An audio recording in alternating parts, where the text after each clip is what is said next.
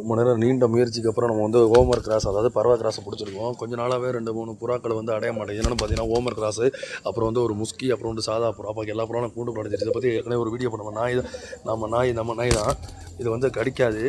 But வந்து hi போ போ இது வந்து பார்த்திங்கன்னா 3 புறாக்கள் மட்டும் என்னென்னு சொல்ல முடியாது இல்லையா. நம்ம வீட்டில் வளர்க்குற நாயாக இருந்தாலுமே அது வந்து ஆபத்து தான். இது எதுக்கான வீடியோ போகிறோன்னா, இது மாதிரி புறா அடைக்கும்போது இப்போ பாருங்கள் மேலே கீழே டாப்பால் இப்போ வந்து நாங்கள் இருந்துச்சு ஈஸியாக பிடிச்சிட்டேன். ஸோ இதை பிடிச்சி போட்டுருவோம். டைம் ஆயிடுச்சு சரிங்களா. ஒரு புறா பிடிச்சி இன்னும் முஸ்கி புறா உட்காந்துருக்கு பாருங்கள். எப்படியாச்சும் பிடிச்சிடணும். ஸோ முஸ்கியும் ஒரு வழியாக நான் பிடிச்சிட்டேன். ரொம்ப சிரமப்பட்டு போ போ ரொம்ப சிரமப்பட்டு நான் பிடிச்சேன். ரொம்ப ஈஸி கிடையாது சரியா ஃப்ரெண்ட்ஸ். ஒரு வழியாக முஸ்கியை பிடிச்சி நான் உள்ளே விட்டுட்டேன். ரொம்ப கஷ்டப்பட்டு தான் பிடிச்சேன். ரொம்ப ஈஸி கிடையாது, நீங்களே பார்த்துருப்பீங்க வீடியோவில்.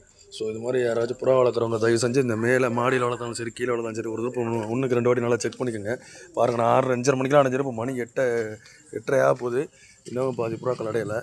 ஸோ இதனால தான் நான் வந்து ஒரு முஸ்கி ஒரு புறா கொடுக்குறேன்னு சொல்லியிருப்பேன். கண்டிப்பாக நான் முஸ்கி கொடுக்குறாருந்தா ஒரு 400 ரூபாய் குறைஞ்சி கொடுக்க மாட்டேன். விருப்பம்லாம் கான்டாக்ட் பண்ணுங்கள். Thank you so much.